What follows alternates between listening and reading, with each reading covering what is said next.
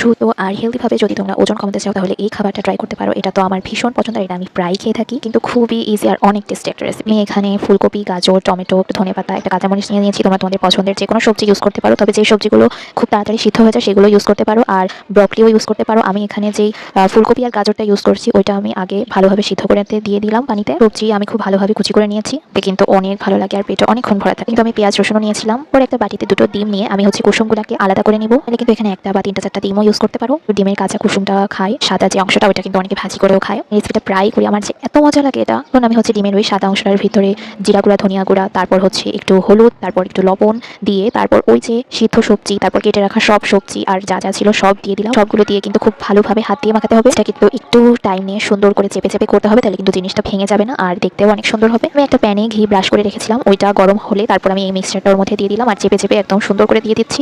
আর তারপর ওই ডিমের যে কুসুমগুলো ছিল ওগুলো একটা একটা করে উপরে সুন্দর করে দিয়ে দিলাম। এটা কত কালারফুল হয়েছে আর কত সুন্দর লাগছে। আমি এর উপরে একটু গোলমরিচের গুঁড়া দিয়ে দিলাম আর তারপর দিয়ে দিলাম সামান্য পরিমাণে লবণ। ডিম পুচে কিন্তু এরকম গোলমরিচ গুঁড়া ইউজ করলে আমার কাছে ভীষণ ভালো লাগে। আমি এটাকে কিছুক্ষণ ঢেকে রেখেছিলাম। এটা কিন্তু একদম মিডিয়াম হিটে করতে হবে, বেশি হিটে করলে কিন্তু এটা পুড়ে যাওয়ার সম্ভাবনা থাকবে আর লেগেও যাবে। যে কুসুমটা যেন হালকা সেদ্ধ হয় সেভাবে করবে, বেশি সিদ্ধ হয়ে গেলে কিন্তু এটা খেতে ভালো লাগবে না। দেখো রেডি হয়ে গেল আজকের ব্রেকফাস্ট। এটা একটা লো কার্ব ব্রেকফাস্ট আর একদমই হেলদি আর টেস্টি একটা খাবার, তো তোমাদের ওজন কমাতে অনেক সাহায্য করবে। তোমরা চাইলে কিন্তু ব্রেকফাস্টে এই খাবারটা রাখতে পারো। তোমরা যদি ডায়েটে না থাকো তাহলে কিন্তু এটা ব্রেড দিয়ে ট্রাই করে দেখতে পারো। ব্রেড দিয়ে তো এটা আমার অনেক ভালো লাগে, অনেক মজা লাগে।